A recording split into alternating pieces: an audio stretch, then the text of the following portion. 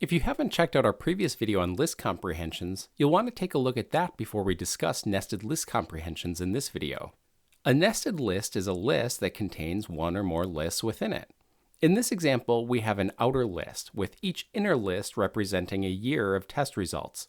Since there are 5 inner lists, this represents 5 different years of results, and within each year there are 5 results representing 5 different subjects.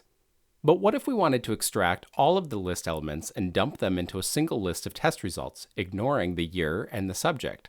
This method is called flattening, which is an extremely useful method in matrix calculation. Without using list comprehensions, we'd first create an empty all results list. Then we would loop through each year in our results and loop through each subject result in the year, finally appending that subject result to our new list. We can print the new list to see that it has been flattened.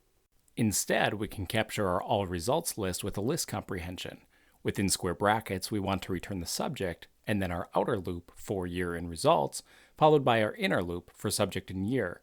When we print out our list, we see that this returns the same result. On the other hand, you may need to create a nested list, especially when working with matrices. If you work regular with matrices, I'd recommend you take a look at our NumPy and Pandas tutorials. Let's say we want to create a 2D matrix representation with each inner list representing a row. We want to create 3 rows and 3 elements in each row and populate each element as the number 1. Without a list comprehension, we start with an empty list matrix. We'll create a loop with a range of 3 and append an empty list to our matrix on each pass.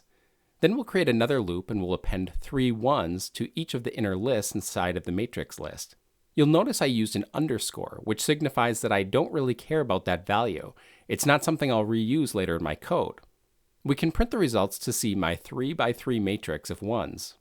With a list comprehension, we can write this starting with our matrix, which will store the results, set equal to a set of square brackets, which represents the outer matrix.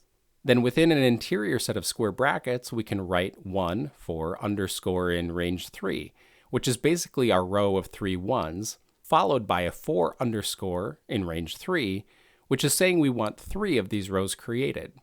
And when we print the result, we can see that we've generated the matrix via list comprehension. For more Python tutorials, like, share, and subscribe to the PyPros channel.